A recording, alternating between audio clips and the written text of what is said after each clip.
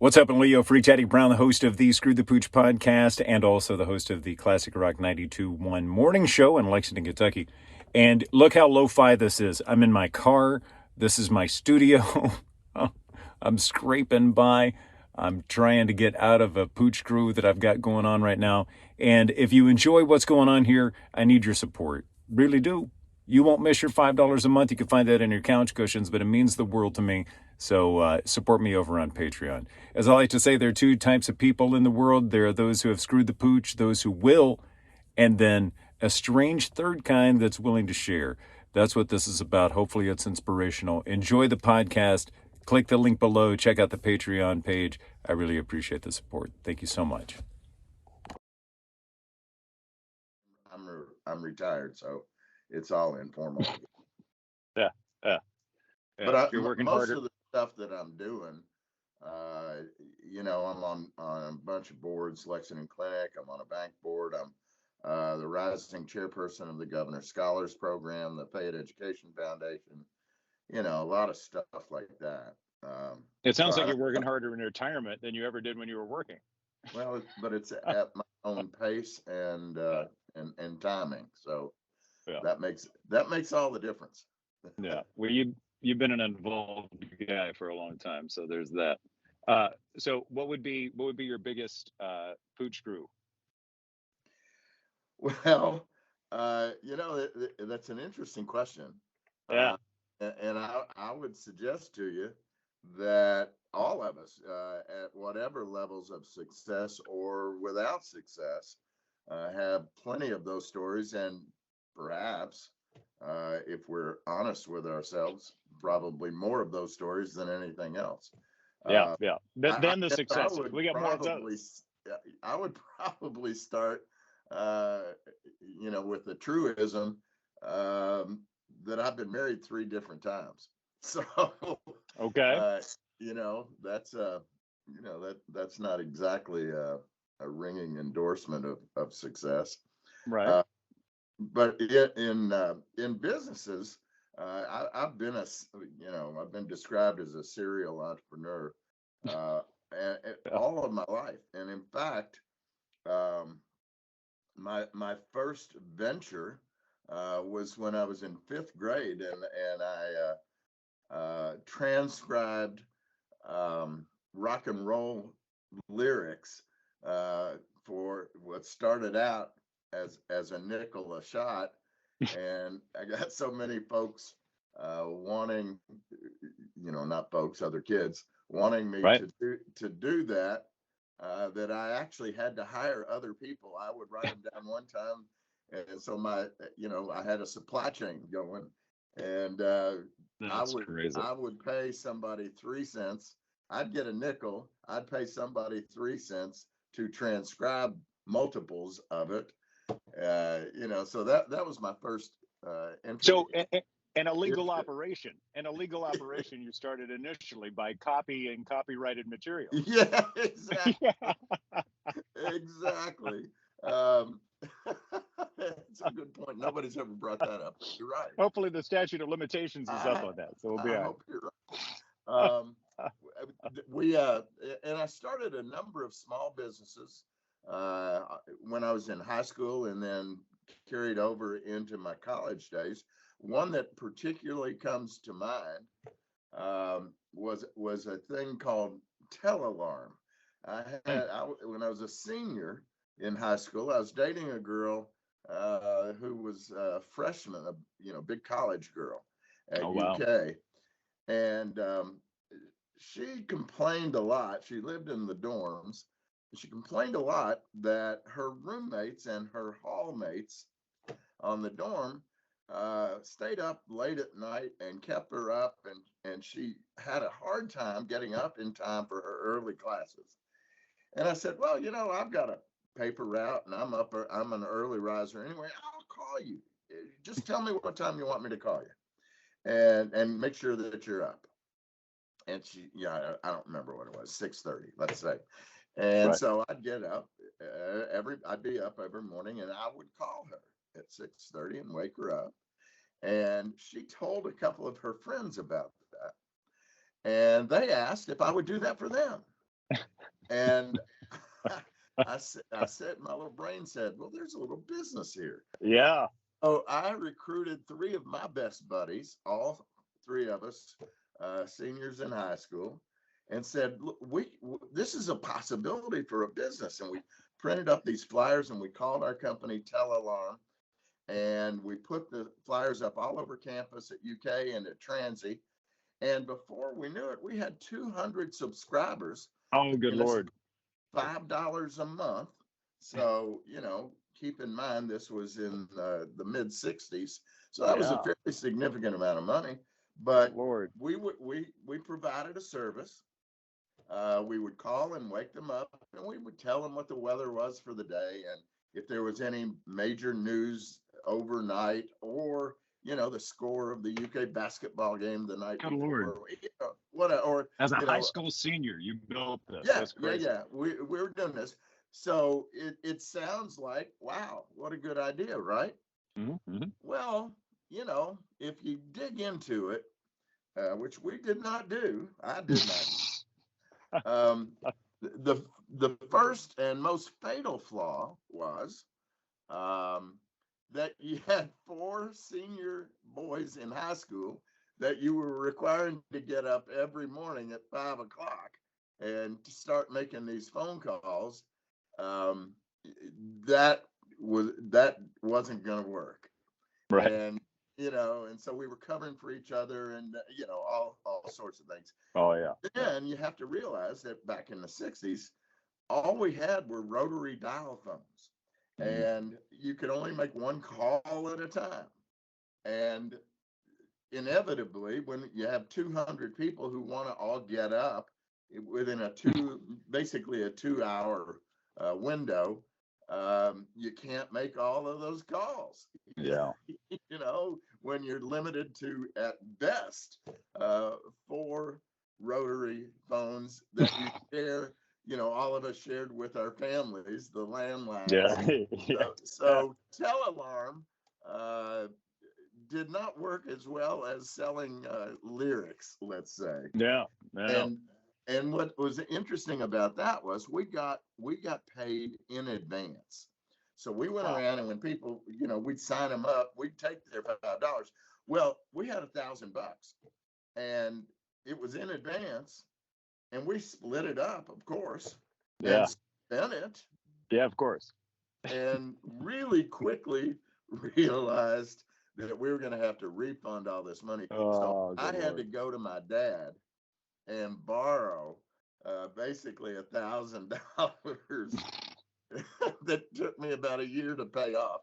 So I would suggest to you that probably wasn't my first fail, but it was the one that is most memorable to me. Well, it taught you a few things, right? It did. It taught me, first and foremost, that you got to think through all of the details. Good ideas, for lack of a better phrase, are a dime a dozen.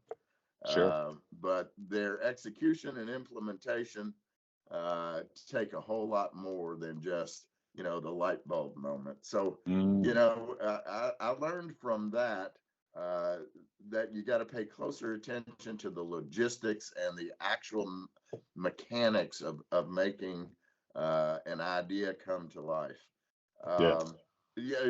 Not long after that, my dad and I started a little business together. He also was a serial entrepreneur, and he owned a bunch of candy machines and cigarette machines and jukeboxes and hobby horses, the riding horses, the vending business. Yeah, and so we together invested in buying a little step van and a bunch of these pieces of equipment, and we went around all over central and eastern Kentucky, from Lexington to Prestonsburg and Paintsville and Ashland, and in all these little department stores that aren't around anymore, like Maloney's and places like that. And we would put these vending machines in there, and Dad was basically the silent money guy, investor, and I was the brawn. I Mm. had to service all these machines and drive around and everything.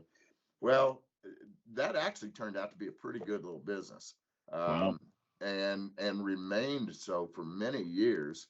When Oh, I wow. opened my first official business, which was a college bar and restaurant called 803 South, Hmm. um, I made more money in the first 4 years, um, in my candy and cigarette machines and my jukebox and a couple of pinball machines and early adapter Pong machines than Right. I did in the food and beverage business. Wow. Wow. Uh, so, that was not so much of the vending machine part of it was not so much a fail as it was that we began to realize, um, especially the cigarette machine part of it, which was really in those days the most profitable piece of the deal. You could I'm buy sure.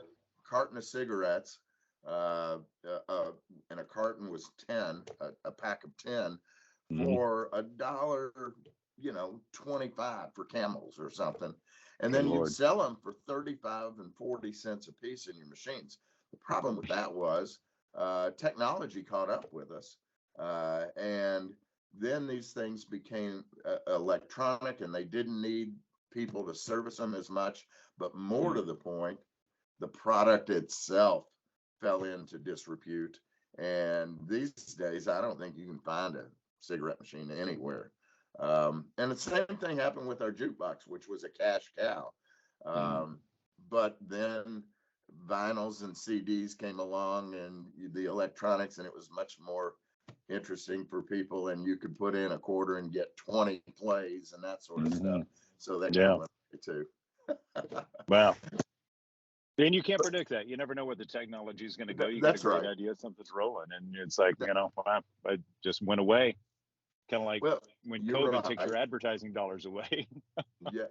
But I will share with you what I have shared often when I teach business classes at the universities and tell some of my entrepreneurial journey.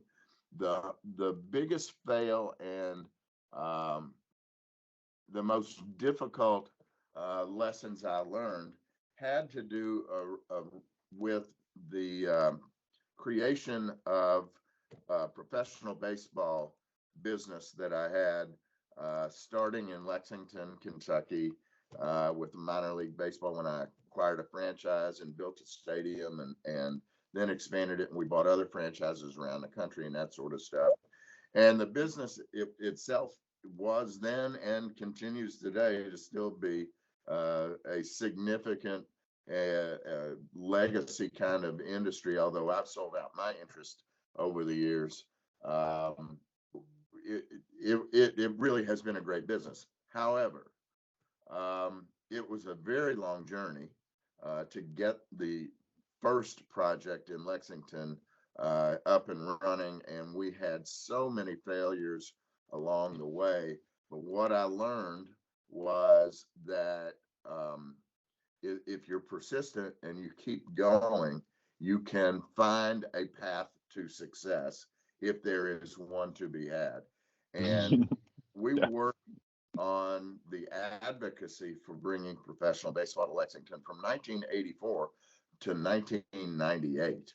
Good And Lord. that's a very long time. And through that time, we reinvented ourselves from an advocacy company to a group of people under my leadership who decided, what the heck, we're just going to go into the business of it. We're not going to advocate for our community to bring it on. We're going to do it, and we're going to have to pay for it ourselves. And so I assembled, once I figured out the correct pathway that would and could work, which was privately, 100% privately funding the project, not just buying the franchise, which was standard, for investors in that business, but also funding and building the stadium. And that had never been Mm. done anywhere Oh, in the wow. country. So we figured out that pathway and how to make it work.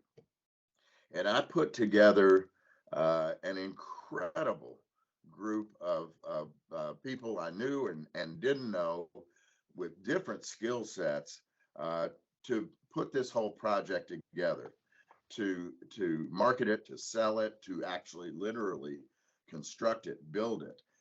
All of the things that would go into a, in those days, which was a $20 million project, with so many different assets or aspects to it. I put this great team together who grew together as a family over 2.5 years as we were building the project. And this whole group of folks with their varied skills and knowledge came together as a team to fulfill a dream, basically. And it was a fabulous group. And I called it a dream team because in my world, I was able to convince, 24 people to give up what they were doing in their lives, to join with me in this crusade, if you will, to bring professional sports to Lexington. And it happened. And we worked and worked and worked, and people were in the office 7 days a week at 6 o'clock in the morning till 10 or 11 o'clock at night. And we were committed and dedicated as a family, and we made it happen. And I was so proud of what we accomplished and the people who had done it with me to make it happen. And we worked, and we finally came to a crescendo on opening day in 2001, and it was an incredible success right off the bat. And within 7 days, I realized that the skill sets and the talents of all of these people on my dream team who created and made this project a success and happen were not the people who could operate a $10 million a year enterprise. Wow, interesting. That was the realization of that came very quickly, and it was devastating to me because all of these folks had bought into my dream and were part of it. Right. But it was so difficult for me to recognize that a person who could oversee the construction of a building had no skills to manage the parts of the business that needed to be managed. And we had no HR skills within this group, and we had great wild west marketing sales skills, but when it came to customer service and management and those sorts of things, for not just for our fans but for our sponsors and suppliers, it was a whole different animal. And I knew that I was going to have to transition all of those folks, almost all of those folks, out of the project and replace them with people whose skill sets did match for what we needed. But I consider that to be the biggest failure in my business career, not having recognized that was going to happen. And I don't see how you could, though. I don't see how you could recognize that because you didn't know what was going to happen. Well, I mean, really, you knew what was yes going to happen, and but you no. didn't know the full ins and outs of how it was going to run. I mean, did you really know what you were getting into before you got into that part of it? That's a mixed answer, because I had operated multiple businesses, all consumer facing, from bars and restaurants and real estate development and the radio business, dealing with customers. And I knew how to run a business. I personally knew how to run a business. And I should have recognized that person A, who was so good at following the dream and directions that we had for building a pipeline into this business, was not going to be the person who could manage the folks moving forward. And I should have known that. And But are you saying, I'm sorry, were they under intuitively, the, I'm sorry? were they assuming that they were going to be just moving on? I mean, is that Oh, why sure. it was so difficult? Yeah. Absolutely. I mean, they not only assumed it, they wanted it. They Yeah, wanted sure. to be a Well, they part. put their heart into it. They That's put so right. much into it. Yeah, I get that. That's got to be tough. So I'm sorry. Intuitively is what you were saying. It's where I left you. Well, intuitively, I should have recognized that and started transitioning before we opened the doors. Right. And I didn't do that. And that made for some painful decisions. Um, More painful to me than anybody else, because I wanted this family to grow up together in this Yeah. business as we expanded around the country, and it just wasn't the same group of people. Well, I mean, I think the lessons there, I've been here before in management, leadership positions where I'll bring people in who I know can do something because I like their personality. I like them as a person. I'm like, I know that they were good at that, but you bring them into a different situation and it's not always a fit. And we That- can't necessarily anticipate that until we get there. And that's one of the most difficult situations ever, especially when you're dealing with somebody that you like and it's down to business and you're like, you know what, this isn't working out. That's tough. That's very hard. It is very tough. And there, over the years, I've had such incredible mentors in my life. Starting with my dad, and then people like Jim Host and Ralph Hacker and Pierce Lyons, and Yeah. Some of Mr. my some of those in my Yeah, world as well yeah, as mentors, right? and Yeah. Dr. and Lyons then and Hacker some other especially. people along the way that I have been fortunate enough to be able to know and learn from, like Mr. Buffett, Warren Buffett, and the lessons change, but the fundamentals do not. Right. It's all, old football player, so it's blocking and tackling to me. The fundamentals of business, Yeah. no matter what business you're in, are the same. Right. Always. And when you let emotion get too much into it, sometimes you don't see the pitfalls that are coming before you. And so you have to remain, if you're in a leadership role, you have to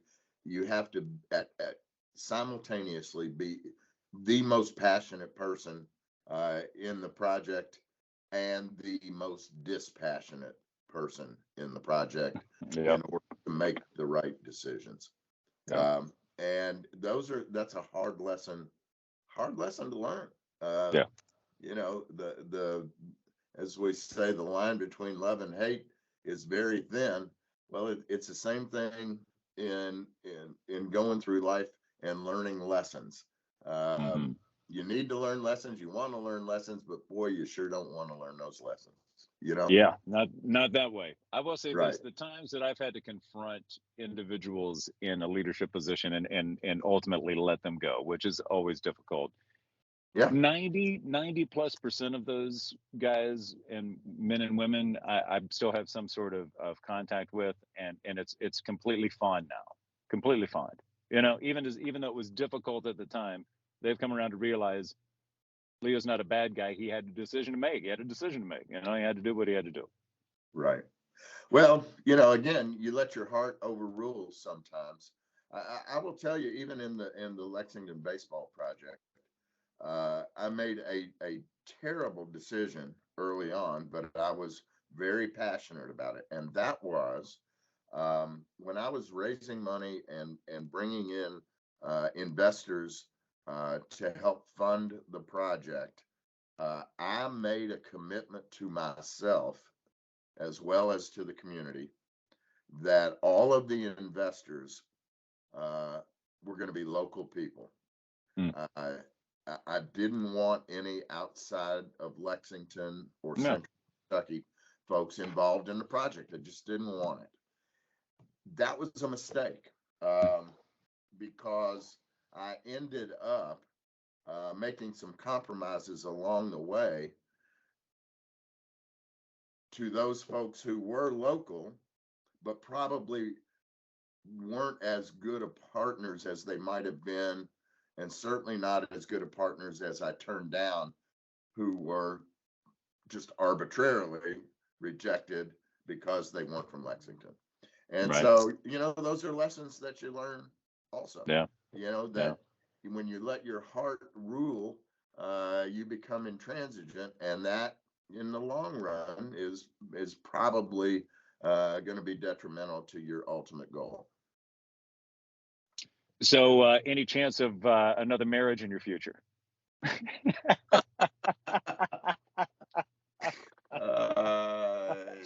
That's. We'll go for round 4. Why not? See what happens. Yeah. Well, some people get married and when they're young or impulsive or whatever, and that doesn't work. That happens to a lot of folks. Yeah. And then if you're lucky and you live a long life and you're pretty happy, you just might outlive a very long-term relationship. And then you get into a third one that's a disaster. But then by then, it seems to me to be impolite to go beyond that. So unlike your friend and mine, Sue Wiley, you're not shooting for 5 eventually. Oh no. No. She's my inspiration. Yeah, I'm like, as long as I stay under 5, I'm good. Yeah. Well,